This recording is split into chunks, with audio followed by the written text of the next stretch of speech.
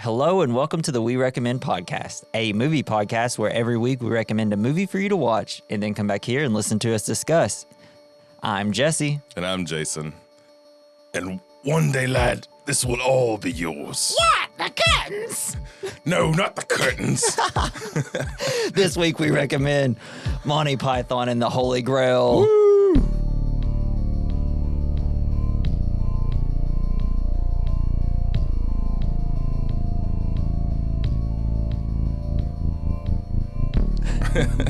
God damn. I love whenever, because there's the one guy that's always like,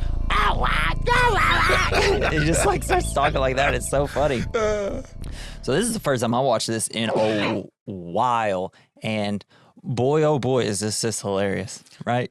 Yeah, I fucking love this movie. But I watched it with my kids as an adult, it wasn't as funny. Maybe just because the kids were there. I don't know. Yeah. But did they enjoy it? Oh yeah, they loved it. I was gonna say this is right up a kid's alley. I'm kind of afraid because there's nothing more potent of like a sexual repellent than this movie, and I'm afraid for my children because my parents never were. I feel like they sat there watching me enjoy this movie, and they're like, "Hey, he'll grow out of it. He'll grow out of what? Just being weird? He'll of this movie, yeah." Because they never told me to do that, and I didn't. Never told you to do what? What are you talking about? I'm just saying, like liking this movie repels. It's like a chastity belt. Yeah, it repels your partners. Bro, find you a girl that likes Monty Python. Okay, well, I would say that it limits your gene pool selection for sure. I could see it just showing just like a random person. Just, hey, you want to watch this hilarious movie I have? It's like, and maybe we'll have sex after. Then you show them this and be like, no. They're like, knee. He's like, I queef in your general direction. But I just felt like watching it this time. I was like, oh, so this inspired everything that came after it. God, that's amazing. Just thinking from The Simpsons to scary movies to some Rogan thing. I was like, oh, wow, they're just, it has like slapstick.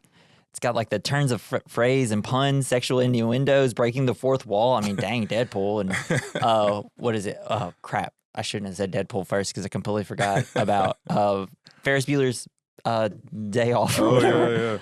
Yeah. Absurdity, political humor, religious blasphemy, and just it kind of hates the audience with its ending. Yes. And then also you just got some animal abuse with the just catapulting animals and the one lady in the background of like 3 scenes just beating a cat against the wall to get dust off of it. I was just like, I saw it at the beginning. I was like, what is she hitting against the wall? It's like whenever they're going to bring out your dead thing. You can see her in the background hitting something. I was like, what? Yeah, but you hear the cat. Yeah, but I wasn't putting it together. And then they show her later and I'm like, she's hitting the cat against the wall. What? You got to clean them somehow, right? Oh, man. This is also my introduction to British humor, I think. Yeah. Because after I saw this, and then I started getting into Rowan Atkinson and a lot of other British films. Yeah, it's definitely, I think it probably is what introduced it to me. I may have seen something before. I'm sure I didn't have cable for the longest time, and so I feel like they had a lot of British stuff on PBS. They had Monty Python. Yeah. In the Flying Circus I saw it on PBS. It was playing like some Saturday mornings on Comedy Central. And could you see some of the South Park influence on it, especially with God? Because the way his mouth went, I was like, oh, I didn't know God was Canadian. I didn't think about that, but yeah, that makes sense. I wonder if that's where they got it from. They're just like, that's so funny. Let's make Canadians I bet it is part of it. God damn. So, did you know Led Zeppelin and Pink Floyd and Jethro Tull and George Harrison all helped with the film, The Holy Grail? Yeah, it was crazy. So even though the show was like a hit on TV, like they still didn't have a big enough budget to actually make the movie. It was a budget of like 229 euros, which I don't know. That's not a lot, I'd assume. Which is crazy because, they were like a well-known group of people. But in an interview with Rolling Stone with additional details later added on Twitter, Eric Idle explained bands like Led Zeppelin, Pink Floyd, and Jethro Tull all helped put in a chunk of the money. Apparently they put like 25% of the budget up. That's cool. Led Zeppelin contributed 31,000, and Pink Floyd gave 21,000, and Ian Anderson gave 6,000. I'm sure when he gave 6,000, you're like, that's it. I mean, Pink Floyd gave 21. I mean, come on. Yeah, I know that whenever George Harrison... He did it for Life of Brian, apparently. He gave money for that one. Yeah. Oh, okay. Yeah. Okay, well then... that's such a good fucking movie, too. I haven't actually seen that one. Oh, so I've funny. only seen, in the Monty Python movies, I've only seen this one. I've seen, like their best skits. Like they've got like a lot of hours of bad stuff, of like really weird stuff. Not bad Watching per se, but... their show, it was like, wow. It's sketch comedy. Sketch comedy is always either you'll have 1 to 2 good bits, and then it's like SNL. Really, it could be just, how about we put 20 minutes of your best stuff on the show? Dude, like a 10-minute monologue, 1 performance, and 20 minutes of your best stuff, and a weekend update. I remember, but I rented the Monty Python, God, I can't remember what it's called, but it's like 2 hours long of stuff that I've never seen before, and it was interesting. Yeah. There's one where like all these office buildings were like pirate ships, and they're all like, have you seen that? I haven't seen that one. All the people in the office buildings are like, they're like typing away, and then they get rammed from the side from another building, and so they're like, it's like having a naval battle, but in office buildings. It's just weird, man. What's some of your favorite Monty Python skits? Oh, the Spanish Inquisition. I haven't seen that one. Maybe I have. There's obviously the Spamalot. There's the dead parrot. That's obviously a classic. The dead parrot. Another part of that in that pet store, I guess it is. There's a guy that has an Eric menagerie. Mm-hmm. He has all these pets, and they're all named Eric. I don't know. It really spoke to me. I think for me, it's obviously the dead parrot and the Ministry of Silly Walks. Yeah, the Ministry of Silly Walks is insane. Those two are. I mean, those, I think they're just kind of everybody's two favorites, but those are definitely mine. I loved it.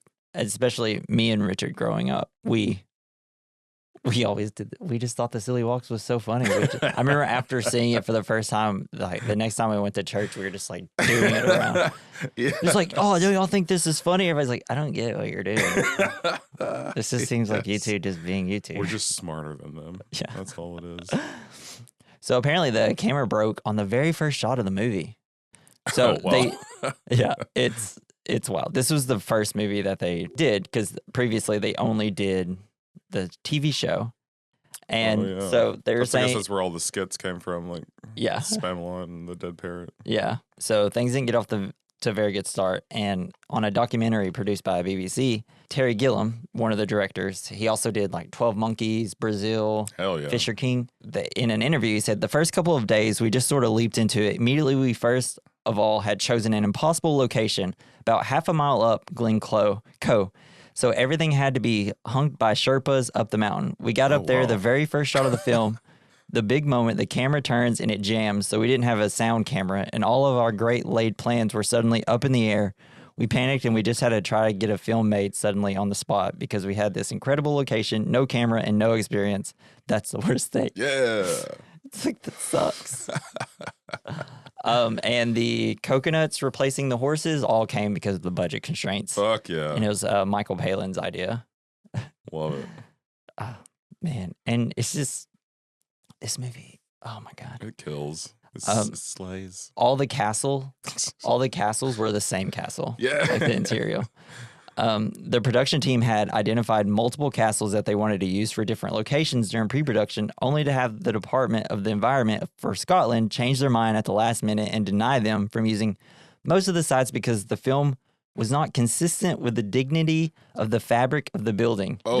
Just wait. All right. At the castle that they used, all that was left for the film to shoot at. So they used our Down Castle was all that was left for the film to shoot at. Okay. So instead of the Black Knight, they almost had it as the Pink Knight instead. Oh, yeah. That would have been cute. But I like the Black Knight better. Yeah. I think, weren't some of these guys like professors, like history professors? And like... Honestly, I don't really know a lot about the Monty Python guys. I didn't really have time to look up. I want to say that about like them. some of the guys that wrote the script and stuff, they were like very smart people. I just feel like, when you're in, they just I feel like, well, you also they probably have to a, be smart. To I mean, make they just have comedy. a better. I just feel like the British have a better school system, so they're I probably mean, all just obviously. they're all just way smarter, and they probably actually learn the truth about their history and stuff. Yeah, you'd hope so. And more than just their own history, they learn about other people's history too.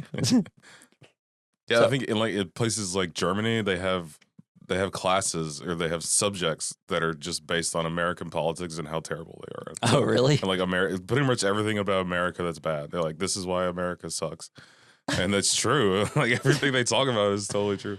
Yeah, but we just deal with it. We're number one in my my blood bleeds red, white, and blue. Should see a doctor about that. So the budget constraints prevented the film from having a big battle at the ending. So that's why they had to change That's why it. they all got arrested. And according to Palin's notes, the original version of the climactic battle would have seen Arthur and the Knights of Camelot battle it out with the French and would even include a return visit from the killer rabbit. Oh, that would have been intense. Yeah, I would love to see it. So Just chucking cows at each other. And I love this next little fact here. So British censors wanted to take out one of the most quoted jokes. So in a note that producer Mark Forstarter posted to the internet a few years ago, it is shown that in addition to the removal of as many shits in Jesus Christ as they could, the censors wanted them to remove the French taunt, "I fart in your general direction." Why? For the film to get an A rating, which would have allowed kids between the ages of 5 to 14. Forstarter agreed that they would take out some of the requests by the censors, but he fought to keep "I fart in your general direction" and ultimately won.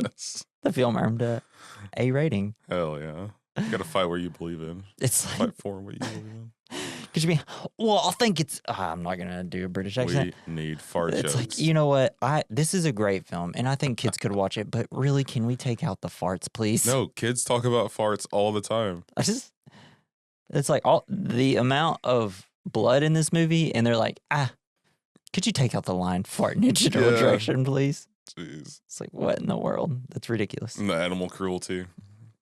Yeah, they're fine with that one. All right, so this film is directed by Terry Gilliam and Terry Jones. It stars Graham Chapman. He does King Arthur. You got John Cleese, who they all play a billion characters, so I'm not going to say their characters. Got Eric Idle, Terry Gilliam, Terry Jones, Michael Palin, and just like thousands of other British actors that I don't know a lot about. Well, I mean, a lot of them, this was kind of their first thing. I feel like. Yeah. Kind of maybe. I don't know. faulted. Not people like John Cleese. I was going to say, because a lot of them were in the...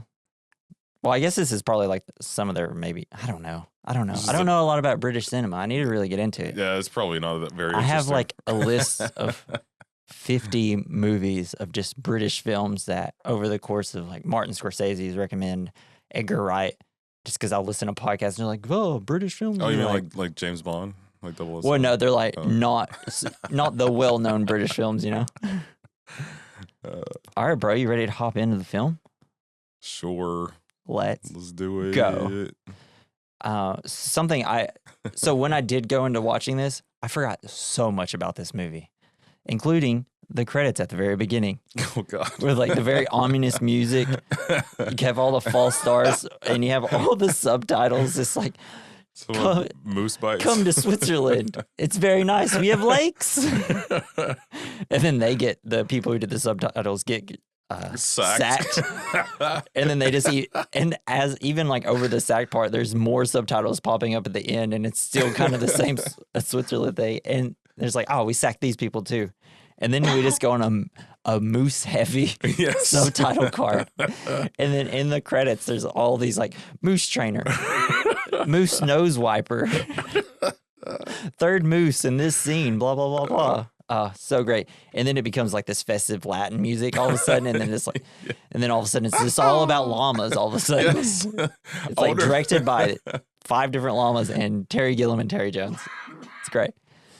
Also, Jeez. I wonder how many people had a seizure watching this. Yeah, it's pretty good. Because, like Natalie, Colorful. my wife is like, I can't look at this right now. Whenever it started flashing a lot, Yeah, it's scary when it happens. I was like, what the heck? Definitely not expecting. And I it. love because it cuts to black right after that goes off, and I was like, I can still see the words. my entire vision is completely destroyed foaming now. out of your mouth a little bit. Just like Natalie starts having seizures. Like, babe, I gotta take notes. Can you lay on your side? God, can you be quiet? Just lay on for your side. once? Here, bite down on this.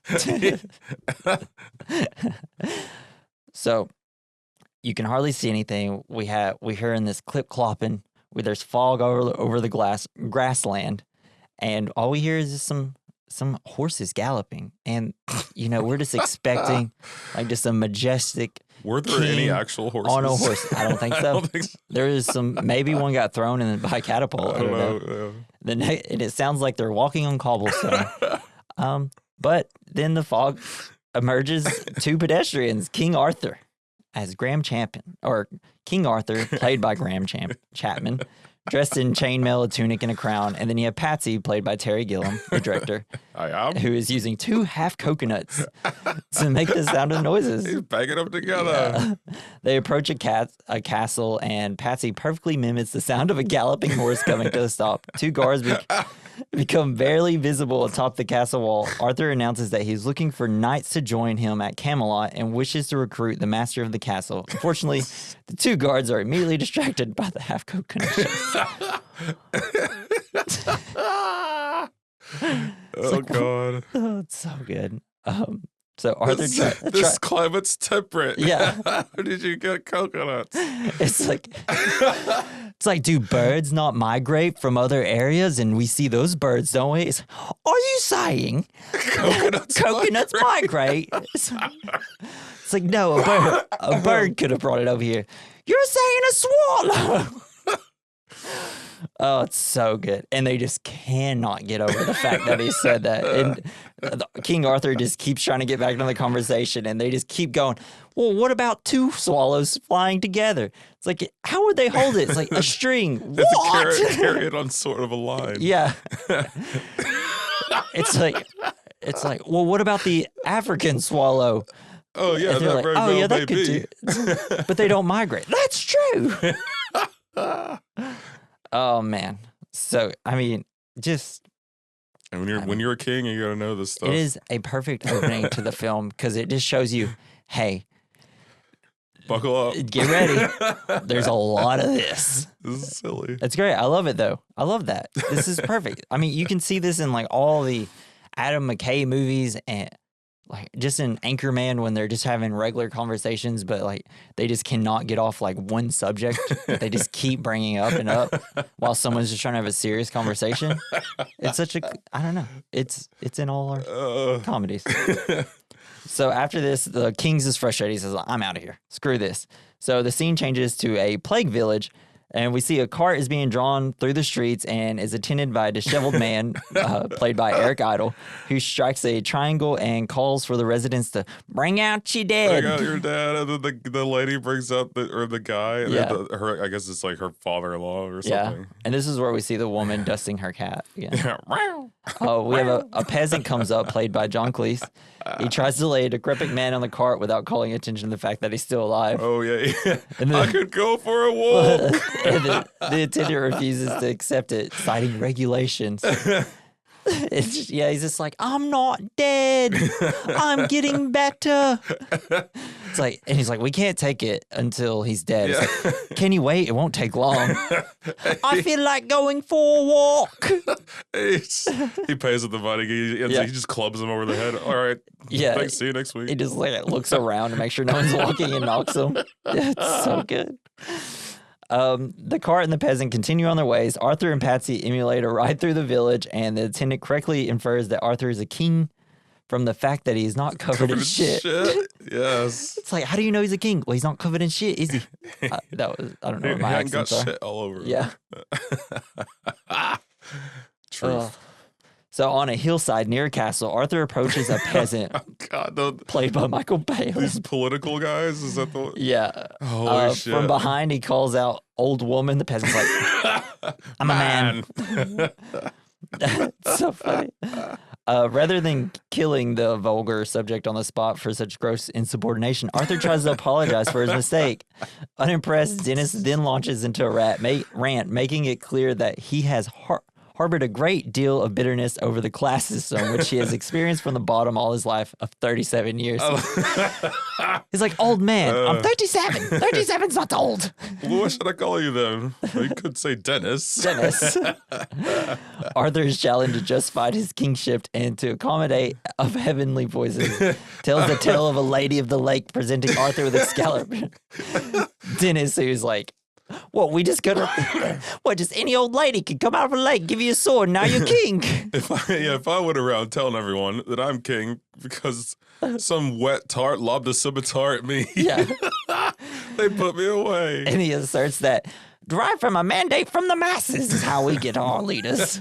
But yeah, when this part definitely improved as I got older, because once I understood it, so funny, and it got a lot funnier. Just him explaining their fucking stupid political. It's system. like we vote around here. Arthur can only respond by barking orders at the peasant to be silent. Unaffected, Dennis continues his berate on him and talking about democratic dogma. At which point, Arthur manhandles him. This only encourages Dennis, though. He becomes a raving. He becomes like super enraged and tries to call out as much attention as possible to Arthur's assault. The king accepts that he cannot adequately assert this authority in the situation and relinquishes Dennis with bloody peasant. I love it. And he loves that he did that because the whole crowd comes up. He's like, you see. Do you see him? What did he say? Anyway, but I love that Dennis and these people, it's like their job title is filth gatherer. Because it's like that one lady. They're just like gathering mud or whatever. That one lady goes, they're like, patting it down. She's like, Dennis, there's some lovely filth down here. Let's get it. That was last night when I watched it. I was just like, what are they doing with all this mound of mud? They're just patting it a lot. Oh, it's so good. God. British humor, man. I love it. So while traveling through a forest, Arthur and Patsy encounter an epic battle between two armored, faceless men. One has like a sword. The knight has a sword. I love that as they're walking up towards you, you hear, they're fighting. Oh, and I love because you have King Arthur and Patsy. There's click, click, click, click, and just like through the forest, and it's got this epic, great music. I love the music in this movie, by the way. And then it cuts to the two like fighting, and then it cuts back to the still like looking so stupid, galloping through the forest. Oh, it's so good. And Patsy looks so fucking weird. It's just hilarious. Yeah. Man. Which Patsy, Terry already said that, yeah. So the Black Knight's played by John Cleese. So when is it? Yeah. So when the Black Knight runs his opponent through the face, such a brutal death, though. I was like, Jesus Christ. It's like a can of tomato soup. Like. The British are like, yes, 4-year-olds can see this. Arthur approaches him and praises him for his performance. That's true. This is very historically accurate. Apparently, I was reading an article today that was saying that people that study medieval stories and stuff like that said this is one of the more accurate versions of medieval times. Like a guy guarding a creek? Well, I guess it's just like the depictions of the scenes, even though they're funny, is like very accurate to the time, I guess. Oh, okay. Obviously, the silly and goofiness of it isn't accurate of medieval times, but I guess we don't know that. In terms of what they're like, the bringing out the dead and the whole like battles and some of that, like that was all, I guess, pretty historically accurate. And like the guys that hitting themselves in the face while they're chanting. I don't know how that was real. That is that accurate. real? People used to do that shit. Yeah. God. They like flagellate themselves and hit themselves to keep from getting the plague. The part about that I didn't like was that it wasn't 5 minutes longer of them doing it. It was only 10 minutes of them doing it, and I wanted 15. It didn't get enough. So we see the knight. The knight neither speaks a word nor even turns his gaze towards the king. Despite this insolence, Arthur again does not respond with homicide, but invites the knight to enter his court. When no response is given, Arthur announces that he will continue on to his quest. You make me sad. Yeah. The knight then speaks with a deep voice and says, "None shall pass," forbidding Arthur to cross the bridge before he which he is standing. Arthur and the knight draw their swords, and much less epic battle ensues. I love it's like kind of like ramped up a little bit to where he moves a little faster. You just have Arthur just moving to the side before he even swings the sword, and then the knight swings it. When Arthur severs one of the knight's arms, he is unwilling to accept defeat. Tis but a flesh wound. I've had worse than this. Liar. Or he also, or is it after he cuts off his second arm when King Arthur gets down, he starts praying as like like he won, and then he gets kicked in the face. Dude, that is so funny. It's so funny when he does that. Dude, because he's sitting there and it's just a freaking big boot to the side of his head. He's like, ah. He's like, what? You've got no arms left. He was like, yes, I have. Yes, I have. It's like, no, you don't. They're there and there. Oh, dude, when he kicks him in the side of the head. Yes. Oh, it's so fucking funny. I don't know why that's so funny. I guess he just has no arms, so that's hilarious. I don't know. It's so funny, though. He's dying on this hill. Like, literally, I put in big, bold words, the knight kicks him in the head with 500 LOLs. It's just a flesh wound. Don't worry. The now completely unarmed knight drops his ominous mystique and then all of a sudden starts acting very childishly, like, come on, let's go. I can get you. And so King Arthur's like, stop. And he's like, it's just a flesh wound. Come on. And then he just like, all right, just takes out the rest of his limbs. All right, I'll have you for that. Yeah. What are you going to do? Bleed on me? Come back here. I'll bite your ankles. So the Arthur and Patsy, they just ride off, say, fuck it, whatever. And the bridge is so small. Yeah, it's like 10 it's like, dude, you could just walk around him anywhere else. You could have just went around this guy. Oh, hold on, I need a second. Jesus Christ. I'm lightheaded. Oh, okay. So a group of monks chanting, like we said earlier, in Latin while hitting themselves with the wooden boards. Yeah. And they used to travel to different towns whenever the plague was real bad. Oh yeah. Yeah, because they would just like beat the shit out of themselves, and like people loved it. It was like the only entertainment they had because everything sucked and life was hard. So yeah, these monks, they're in the plague village. A frenzied mob drags a lady accused of being a witch. Did you see? To Bedivere. A witch. Did you see like whenever what's his name? Bedivere. Bedivere. Bedivere. As the people are the mob is coming to see him, he's got the coconuts. He's got like a bird and a coconut. Because like just throughout the land, people are slowly whispering about the coconut swallows. The theory has changed the world. So funny. That was another part where I got a ha this loudly in my living room. So they present their case to Bedivere based on the way she is dressed. She has a funnel on her head and a parsnip tied over her nose. He's like, I didn't dress like this. They dressed me like this. Not my nose. It's a false takes one. it over. It takes the parsnip off. Yeah. And then John Cleese, he plays one of the yeah, he's like the guy in the front. Yeah, and he's like, all right, what other so evidence do you have? She turned me into a newt. Everybody's like, and then he's looking at him.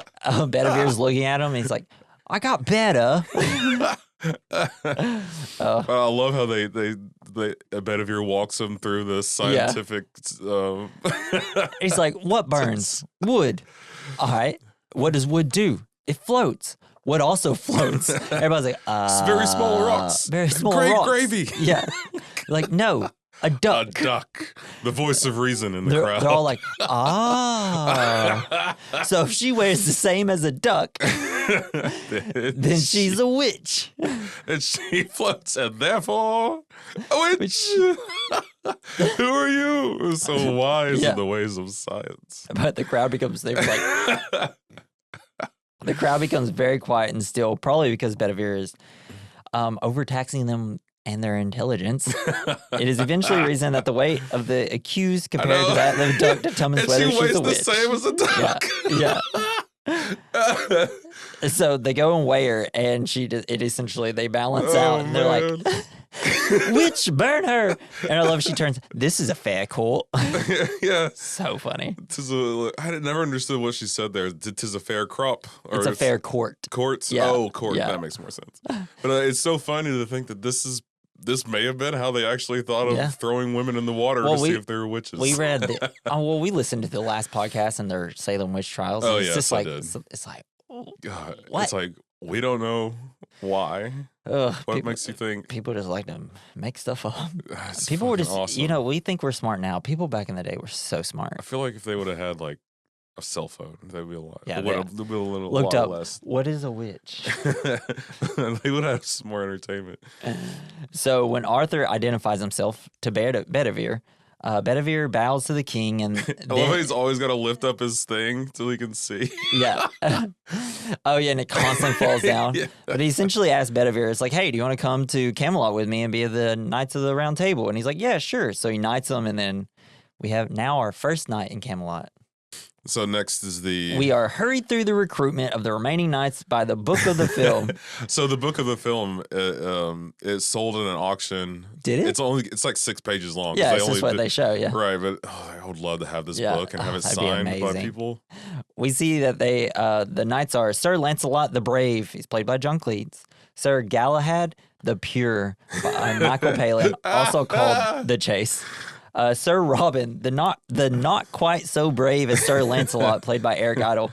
I can't wait till we get to some of the Sir Robin stuff. And the aptly named Sir not appearing in this film. Just the baby. And it's apparently a baby of William Palin. Oh, okay. Suited up in chainmail. That's fucking hilarious. So the party emulates riding to Camelot, and then they see it from a distance. They stop to appreciate its majesty. We are treated to a song and dance routine performed by the knights, presumably within the castle walls.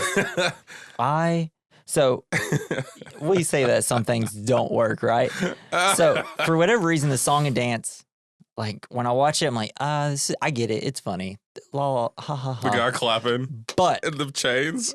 then it cuts the guy clapping in the chains. And then I just start laughing hysterically. Well, I do like that's so funny. It's fucking great. But the lyrics to the song are pretty fucking great. Yeah, they're great. Yeah. We eat ham and jam and spam a lot. Yeah. God. Comedy gold. But man, that guy, as soon as they click, it's just how happy the guy looks. He's just hanging. And he's like, just the way he's hitting his hands. And then it's just like, oh, wait, no, this scene's hilarious. That's right. I love like when they're dancing on the table, they're just kicking shit around. It's like, oh, kicking God. all the people. And then Arthur, he like kind of snaps out of like a vision almost. And he had like the same perception we just had. And he's like, you know what? Actually, let's not go there. It's a silly place. It's like, oh, okay. So, oh man. So as Arthur and company ride to some unknown destination, we get a low budget animation of the Almighty. Fucking love these animations. He appears in the sky, and it's essentially God. And he says he's not willing to suffer fools gladly. And when done chastising Arthur for, he chastises Arthur. He charges Arthur with seeking the Holy Grail. Thus, the quest for the Holy Grail begins, as manifested by another animation sequence with images reminiscent of medieval art. God, I just want to stop. Did everybody in medieval times just do mushrooms? Because their art is much like it. And then I feel like they also did mushrooms and probably made the art even crazier. Because they're like, I love when the little people with the trumpets put it in their butt. It's so funny. And I love the god, Canadian god. He's just the fucking best. When he's like, they're averting their eyes. He's like, "What are you doing? Stop that!" Yeah. He's like, "I'm averting my eyes, oh Lord." I hate when people do that. Of course, it's a good idea. Yeah. So good. But yeah, the one that follows, man, it's all the art from like old books that the scribes were drawing. Yeah, it's so fucking great. Yeah, it's so awesome. And they do a great job of making it hilarious. So then these are some of the scenes that I forgot, and I can't believe I forgot some of these. So our heroes encounter a castle with a French taunter, played by John Cleese, who taunts them with random names like Daffy English Knights. Silly English Kniggets. Yeah. Because he's unaware that Knights has silent letters and only one end. And he makes up flowery insults such as, I fart in your general direction. Your mother was a hamster and your father smelled of elderberries. Whether the man's actually French, I don't know. Since he only sometimes like speaks French, and then when he talks to his French colleagues, he completely talks in English and they all understand. And then his accent slips when shouting, I'm French. Yeah, how do you think I got this outrageous accent? Why do you think I have this silly accent? Was that good? I try to work on it. I used to be able to do What French. are you doing in England? Yeah. Mind your own business. Bro, but like this is some of the funniest stuff. It's some of the funniest stuff. Whew, I'm already like laughed out now. 'Cause I've been laughing all morning watching it, and now I can do this. So Arthur gives the same terms to the people in the castle as he did with the first one he approached, including, of course, the part involving the Grail. The Frenchman claims, we already have a Grail, but then indicates to his he's already peers got one. that he's like, and then he turns to his people and is like, I told him we have a Grail. Arthur, stunned, asks to see it. The guard rejects the request with his typical inane insults. Arthur then takes a more aggressive posture, and in mid-threat, the French launch a cow from what sounds like a catapult at Arthur's party, landing on one of them. He's like, let's raid the castle with his sword. Just start hitting the wall with a sword. Oh, my God. Oh, so while hitting the castle with their swords, Arthur's party is treated to a barrage of livestock and like pumpkins. Arthur orders a retreat, but since he does not know the meaning of the word, he uses a different expression. Run away! The taunter hears, and then so they run away to like this little ditch, and Bedivere is like, I got an idea. And then we just see the Frenchman just like making silly faces, hearing construction noises in the forest. It's like, huh? Just John Cleese just crushing with facial expressions.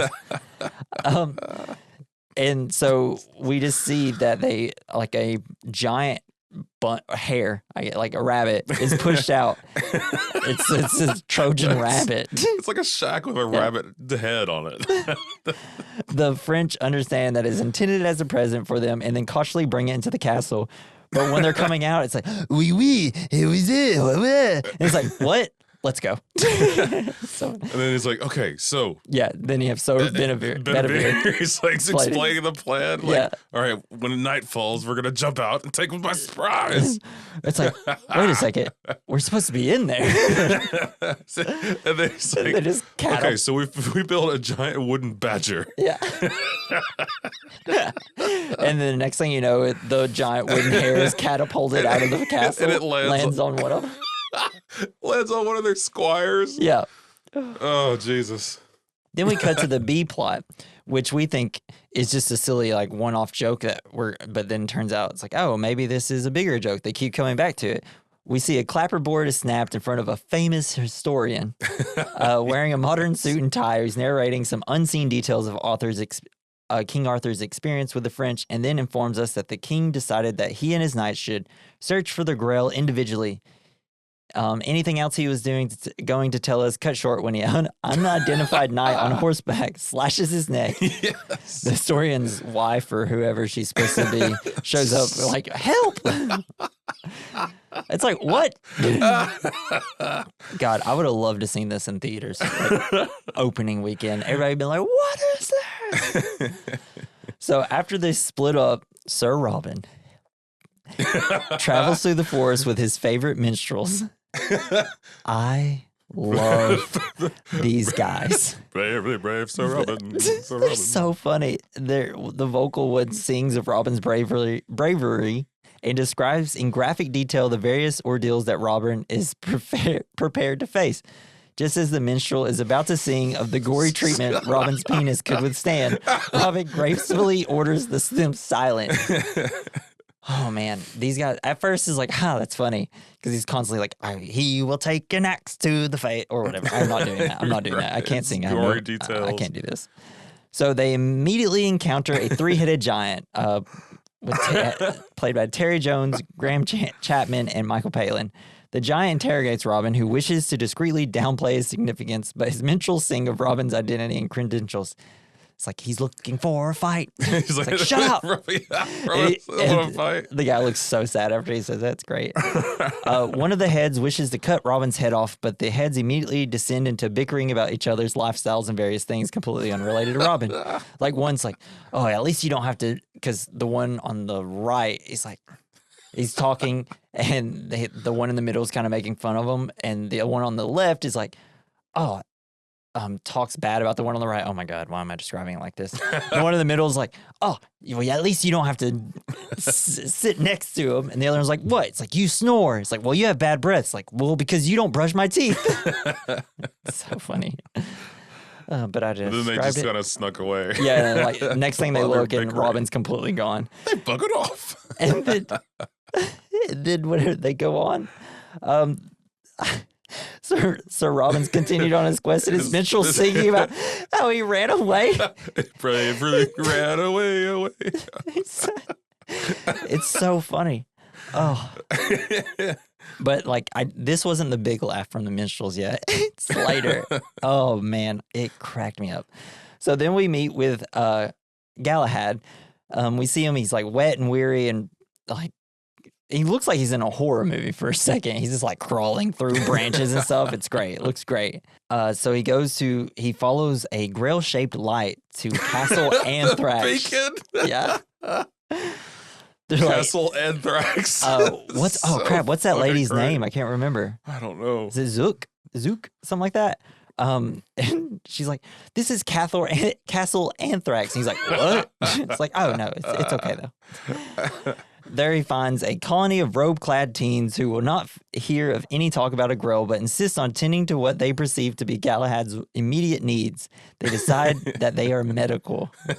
Just a bunch of horny women essentially in a castle. And then the oral sex. Yeah. Ooh, the oral sex. They're talking about like, oh yes, we just kind of walk around in our robes. We're all between the ages of 16 and like 20. Yeah. And there's like, all we do all day is just make underwear. It's like, what? So Galahad, who is shy and finds the strength to resist temptation and again demands to see the grill. At this point, a girl named Dingo realizes that one of their rules has been broken, for which Galahad must administer the punishment. The spankings. Dingo describes the punishment, which expands to include more and more inhabitants of the castle and becomes increasingly sexual. It's like, oh, you must spank her, and then her, and then her, and then her, and they're all like, yes, you must give us all a good spanking. Galahad, who now is like, let's go, baby. Yeah, he's like, time to spank. I can stay for a little while. He's willing to accept their hospitality, but then his friends storm the castle and rescue him. And he is being rescued. He insists on remaining to fight the perils alone. I could use a little peril. It's too perilous. No, you can't handle it's too perilous. God, I love it. So then we get the infamous scene 24. Because throughout the rest of this movie, they bring up, that we saw in scene 24 throughout the dialogue.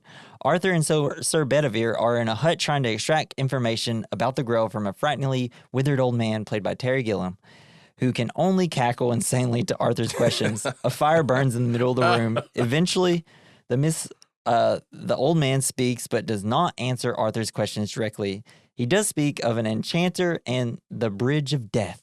The old man disappears, and as does the hut, along with any indication of civilization, except for the fire. Just kind of ran apart. The guy's hilarious. He looks gross. Arthur's party progresses through a foggy forest to the accompaniment of stressful music, while Arthur makes anxious glances to the left and right. The stress is brought to its natural end when they find themselves before a knight, played by Michael Palin, who approximately twice the height of the Arthur. Yeah. I love that when the music stops, he does turn left and right like, why'd the music stop? It's great. He is surrounded by several others armored men who lumber about like animals. They are the knights who say, They do indeed say "nee" a lot. And like they have little ones that like hop up and go like, nee, nee, nee. They use it as a form of intimidation and coercion, and they use it a lot on King Arthur. At the slightest, like, I don't know, just any sort of like pushback by King Arthur. It's like, nee! King Arthur, and everybody's like, oh, he God. recoils in pain. Please stop, sir. We can't handle it. Do that, or like, yeah, he's like, do it, or we will say knee at you again. Yeah, and it's like, what do you ask of us? We demand shrubbery. Shrubbery. Arthur and Bedevair's like, oh, not shrubbery. And then meanwhile, we see Meanwhile, a group of modern-day police officers conduct an investigation of the murder of the famous historian and interview a woman who was close to him. So then we cut to probably my favorite part of the entire movie. The King of Swamp Castle, played by Michael Palin. He brags, and he's got a Yorkshire accent, about how he managed to build a castle on the worst possible terrain he could find. It fell down. So that sank into the swamp. Yeah, and then he's like, then I built it again, and it fell into the swamp again. He then explains to his son. The third time, it stayed up. He explains to his son, Prince Herbert, played by Terry Jones, that the acquisition of more land is essential to their kingdom, which is why he must marry a princess who is connected to a great deal of it. Herbert has a horribly pale complexion and is so, I guess, kind of feminine almost, that his own father mistakes him for someone called Alice. He's like, Alice. He's like, Herbert. Herbert. This is where we got the opening line, because you have the King of the Swamp Castle. One day, lad, all this will be yours. What? The curtains? No, not the curtains, lad. All that you can see stretched out over the valleys and the hills. That'll be your kingdom, lad. I don't want that. What do you want? I want to sing. He's like, no. Herbert, reluctant to participate in this land grab, wishes to express himself in song, but the king shouts down to the erupting music and forbids Herbert to sing. The king impatiently closes this discussion and storms off. As he prepares to leave the room, he orders two dumb guards to watch Herbert. Unfortunately, the guard that has actually speaking parts has very hard time processing the phrase he heard. Stay here and make sure he doesn't leave. When the king finally leaves, they go with him. Yeah, he's like, no, you stay here. It's like, right. So he doesn't leave, and when you come back, we don't let you in. Like, constantly. Such a good bit, though. It's very like, who's on first type of comedy and stuff like that. I love it. And then melancholy music starts to play after the king leaves, and the king comes back in. He's like, we're not doing this. Herbert. It's so great. Herbert then tries to inconspicuously write a note, tie it to an arrow, and shoot it through a window to the outside. I love just Herbert's little reactions, so and like the dainty, way he's doing it. And he's just like trying to be sneaky while the two guards are just smiling at him like, yeah, great job. Good job.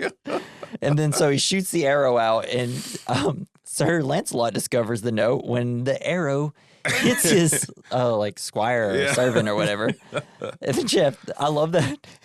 Once it hits him and he falls down, Sir Lancelot's like, what? He's like, message for you, sir. Yes. So good.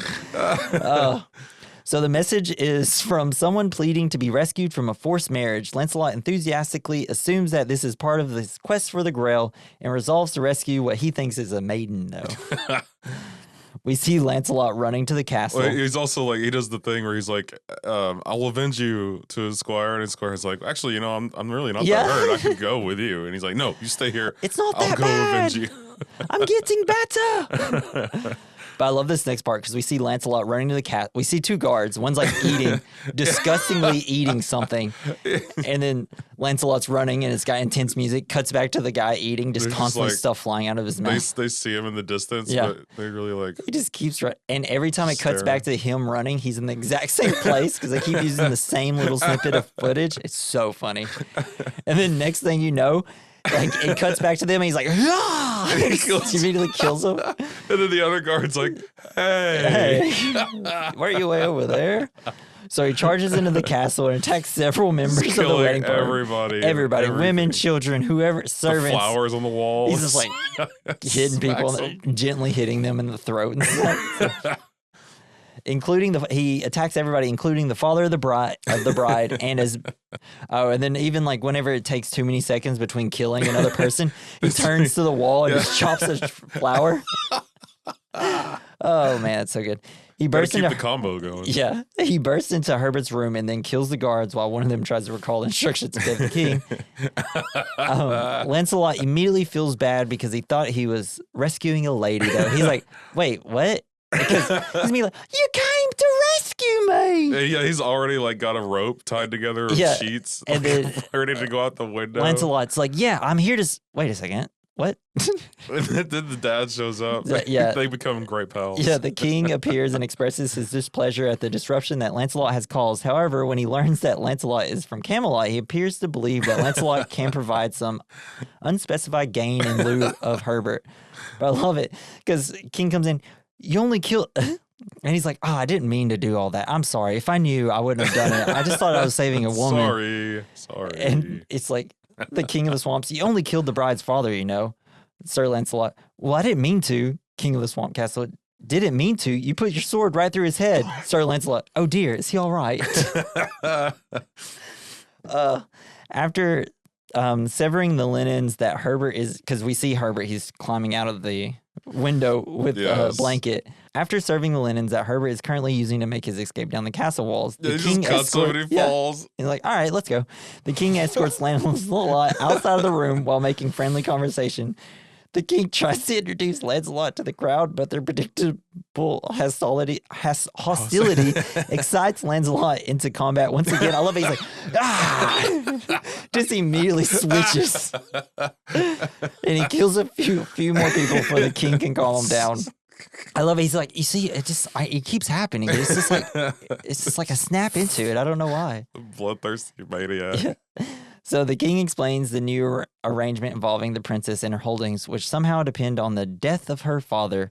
When her father appears to be recovering from Lancelot's attacks, he motions to one of his guards who approaches the father of the bride. The king delivers a narrative of the prince's father succumbing to his wounds, and surely enough, he does. They stab him. He's like, due to the father dying, he's not dead. Well, he's greatly injured. He's getting better. The emotions for the guard to take him out. Kills him. And then guys, he's dead.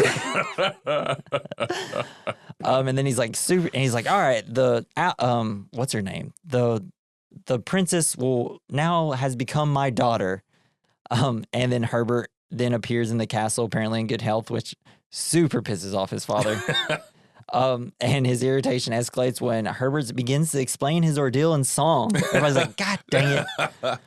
A Concord He's going to tell. He's going to tell.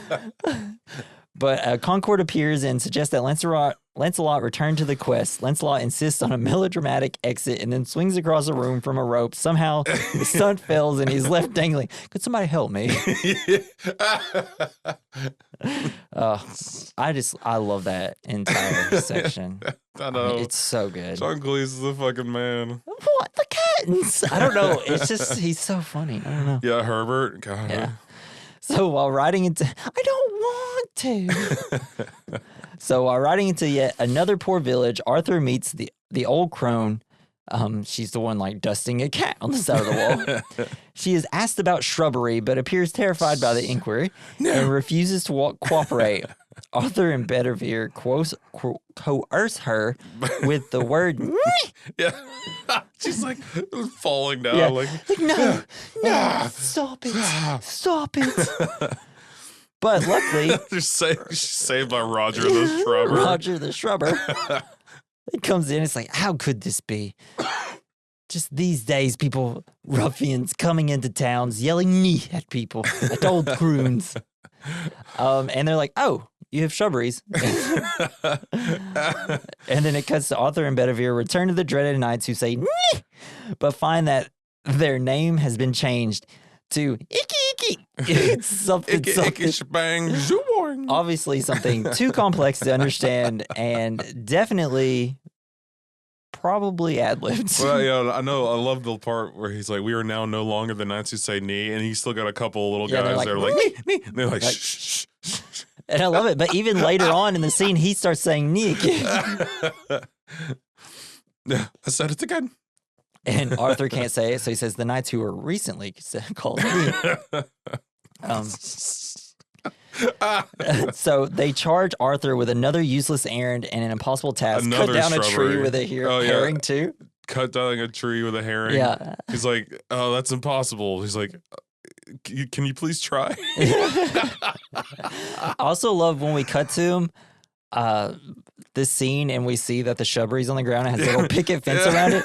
What I love is that they're all the other knights are looking down, like shaking their heads, like talking about how much they like the shrubbery. It's so funny. The next one they want, it's like it's going to be a little bit Tall, two-level effects with a wants little path right down the middle. Yeah. Above. The eccentric knights are defeated by Arthur's accidental discovery of a secret word, which is their weakness, which apparently is the word it. Yeah. And I love because when they're arguing, he's like, what is it that I'm saying? Is it is? They're like, well, you wouldn't be able to get very far in life. You can't say the word is. It's like you can't get very far in life. You can't say the word it. So funny. And this is where I got the biggest laugh. So Robin and his musicals minstrel then appear on the scene.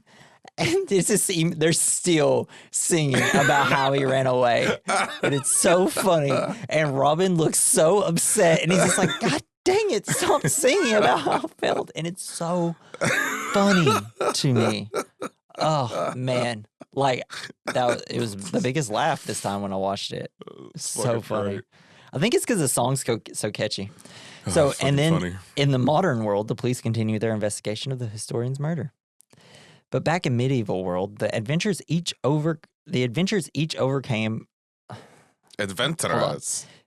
Back in medieval world, the adventurers each overcame their perils and reunite to face a bleak and terrible winter, which they survived by eating Sir Robin's minstrels.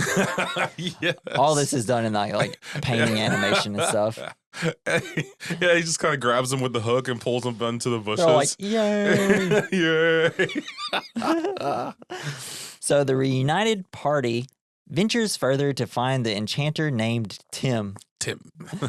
I love it because when they see him, they just see a bunch of fire, like and hearing explosions. Yeah, he's just pointing and making explosions. Yeah. And then whenever they do meet him, it's like, enchanter. It's like, what do we call you? Tim. Some call me Tim. Tim the Enchanter appears as a Scots talking middle-aged man, but commands great powers of Doesn't he have horns? pyrokinesis. Yeah. Has very long gray streaked beard, and on his head either wears ram's horns or grows them. I do not know.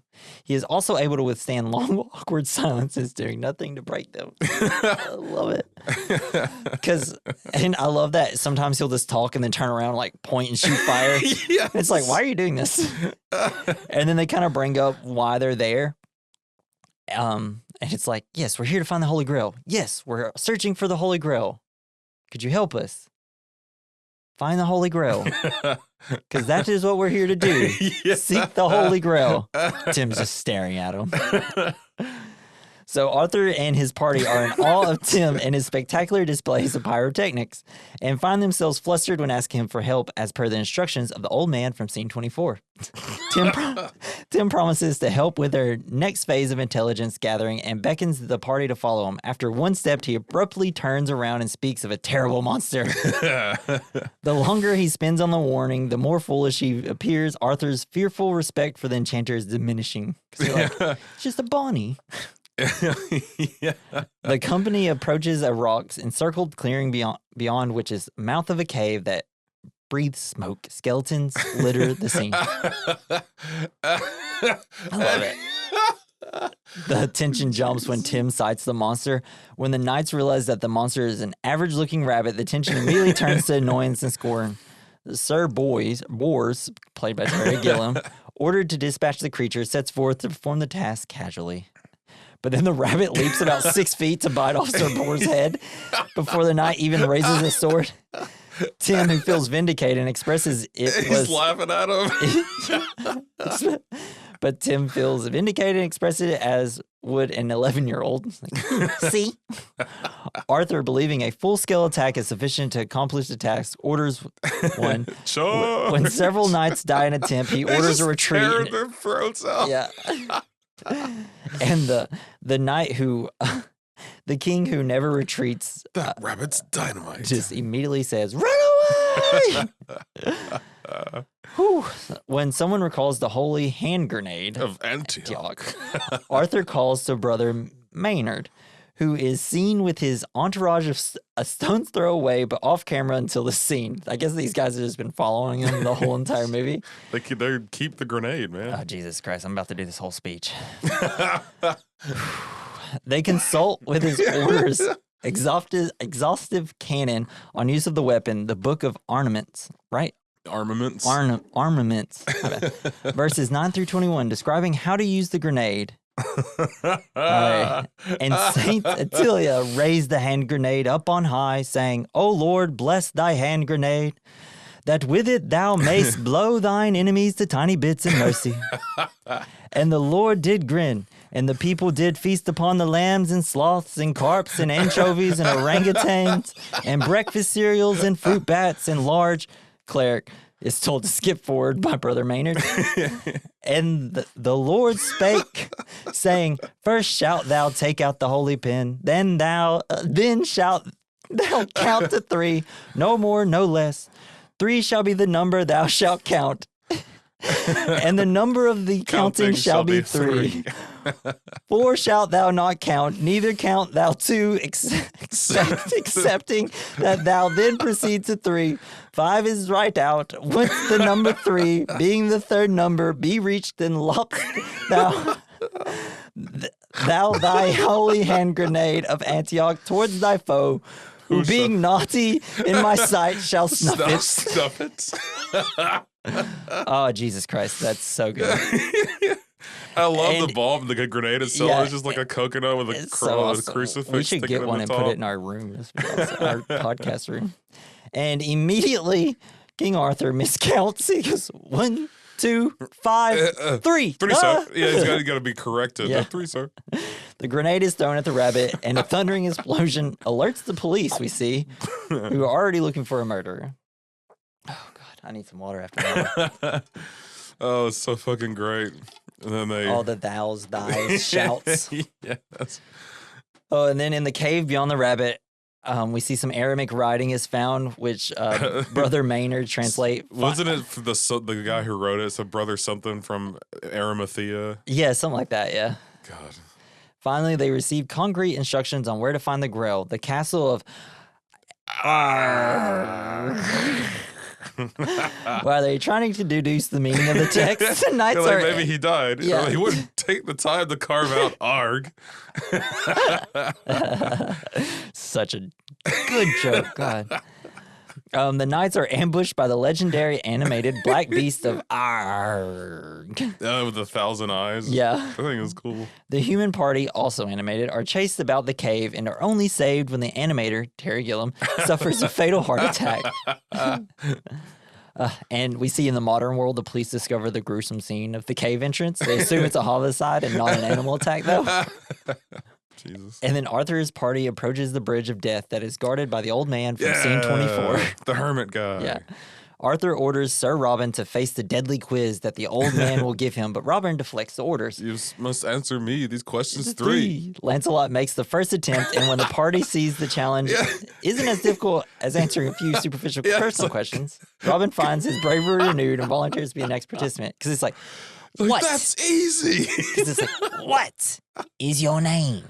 What is your quest? What is your favorite color? Blue.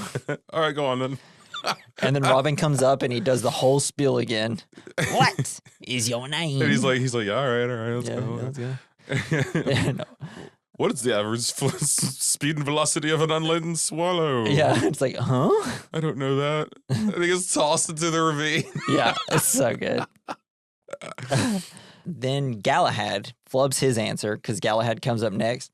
He got the color question What is your wrong. name? What is your task? What is your favorite color? Blue. No. Green.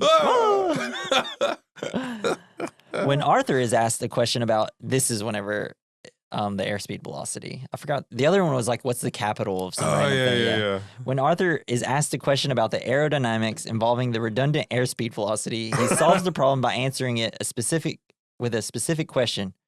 which the bridge keeper cannot answer. And then the old man is cast into the pit, and the way is clear. Yeah, so this is when You got to know these things when you're a king. yeah, because this is whenever he's like the airspeed velocity of a swallow, and he's like, which type of swallow? A regular swallow or an African swallow? And he's like, what? I don't know that. And then Bedivere, how do you know so much about swallows? A king must know these things. That's such a great comeback for that joke. They did it. It's 3 times. Rule of 3s. And then we get an intermission. And I was like, wait, we have like 10 minutes left. It's so great. It's like a 5-second intermission. So I could just imagine people in like theaters going, it's like, oh, an intermission, getting up, starting to walk out. And they're like, no, we gotta go back. On. Yeah. Wait, how long is this movie? So Arthur and Bedivere search for Lancelot, but he is not to be found. In fact, he has his hands pressed against the police car and is being searched. The king and his remaining free knights are called by an ethereal song. They are drawn over misty mountains to a lake. A boat with the head of a monster transports our heroes across the water to the island of the castle. Arr. The men disembark and kneel. Arthur offers the Lord a solemn prayer. The prayer is interrupted by the sound of a catapult being discharged. Arthur's speech switches from prayer to blasphemy as the sheep lands on them. It's like, Jesus Christ. I love the sound of the catapult. It's like, boom. It's like something off a cartoon.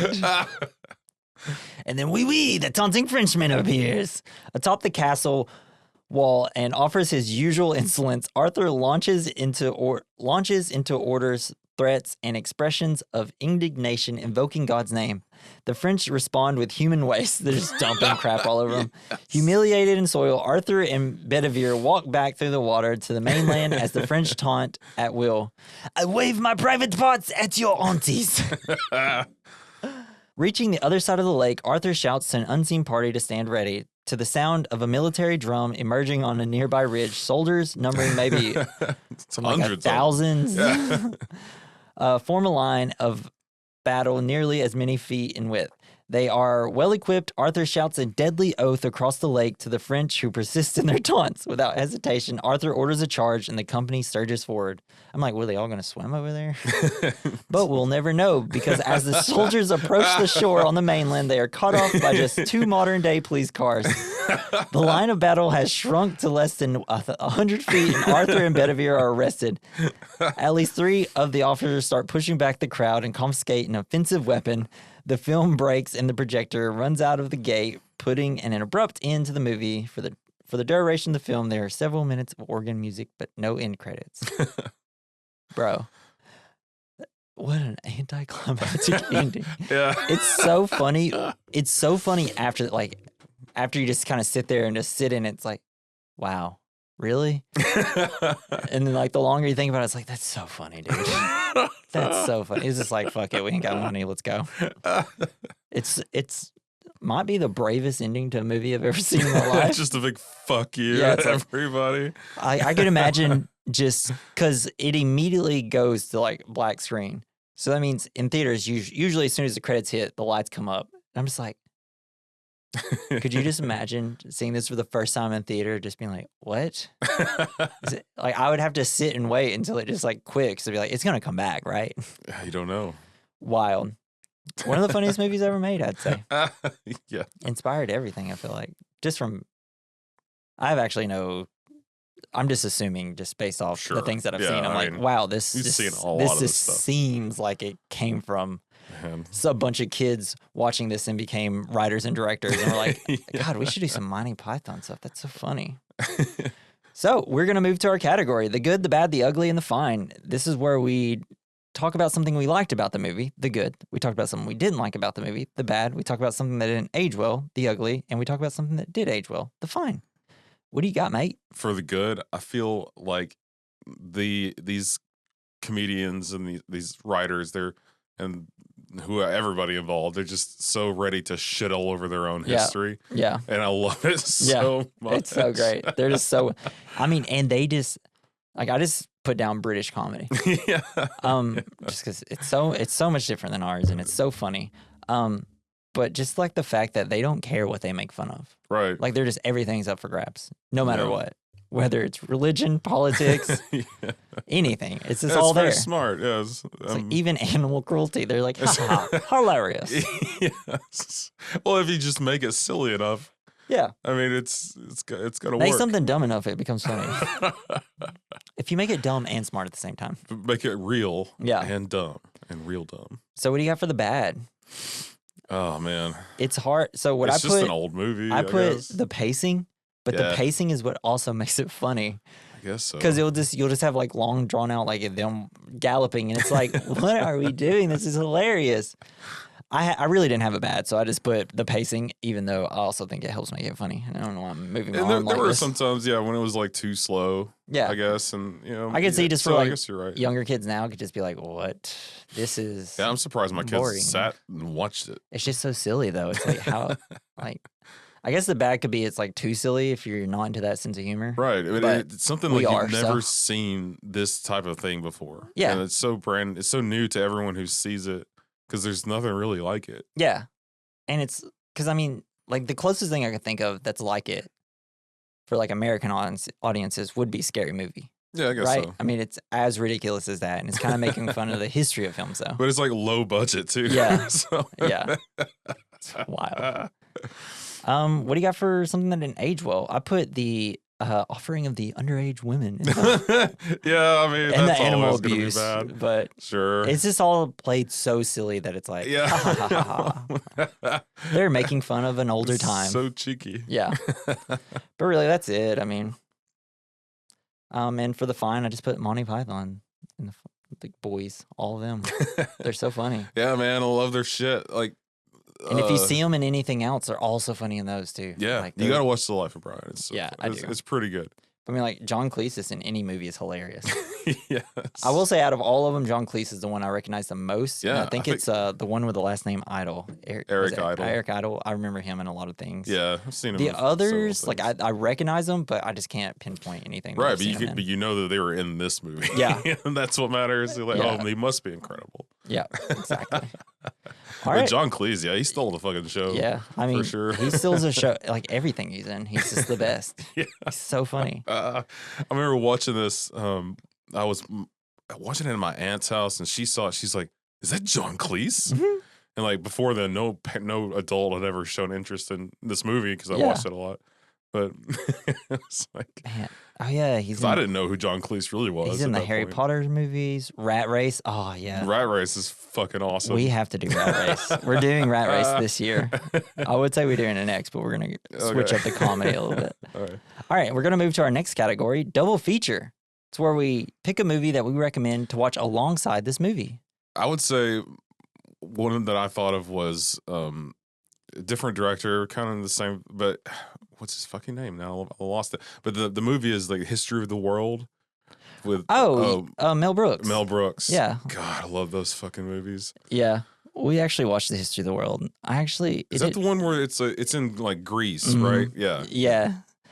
That one actually, because I do like a lot of Mel Brooks movies. That I watched that one last year for the first time because they had History of the World Part 2 come out Maybe on that's the one I Hulu. was thinking of. And that's where it's like you got Nick Kroll and he worked with, so like it's like a sequel, but like way later, you know. Oh, okay. It was pretty funny. I didn't finish it though.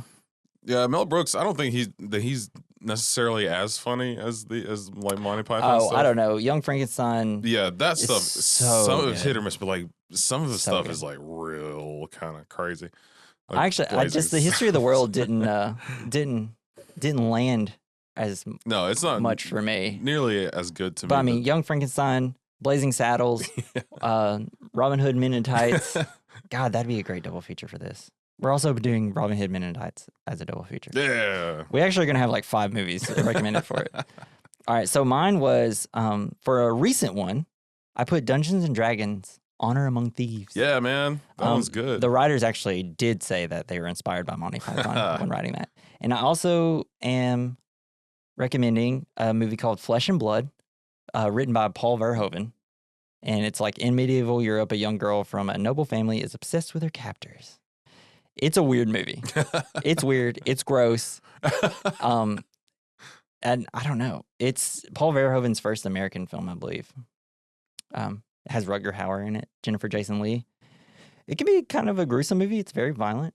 But I think if you just kind of want like something like the opposite, like you want, oh, I just watched silly comedy. Now I kind of want to watch something more serious and a little more gruesome. Yeah. And that would be a good double feature, I feel like. Join us next time. Yes, join us next time. I am prepared to cover the film The Warriors. Warriors. Come out and play. Love this movie. Loved The it as dudes a who kid. walked a few blocks. Yeah. This movie, the movie's so iconic, though. I can't wait to discuss The Warriors. Have you seen it? Sort of a true story. No, I played the video game, though. You haven't actually seen it? No. I should probably make sure it's actually on something. Yeah, the video game was pretty close, I think. I actually really want to play that. I was thinking It's an older one. maybe I'll play it before I have no chance. I think it was like PS2. Cool. So make sure you join us next week for The Warriors. It's a great film. Can't wait to talk about it. And if you would like to send us an email or ask any questions or want to say something about the movie we discovered, anything we got wrong, anything we got right, did you like our commentary, did you not, whatever, just email us. Also, share this podcast with your friends. Tell them like, hey, these guys are silly and they're probably handsome. They just sound like Probably. they are. Yeah. Definitely are. And leave us a good review, a good rating, leave a comment. All that helps boost our podcast, and it'd be so great.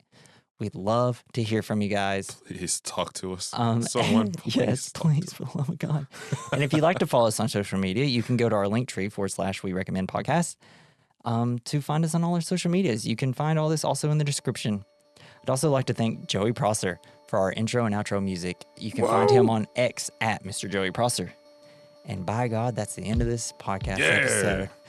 This has been the We Recommend podcast. I'm Jesse. I'm Jason. 'Tis but a flesh wound. See you next week. Bye. Bye.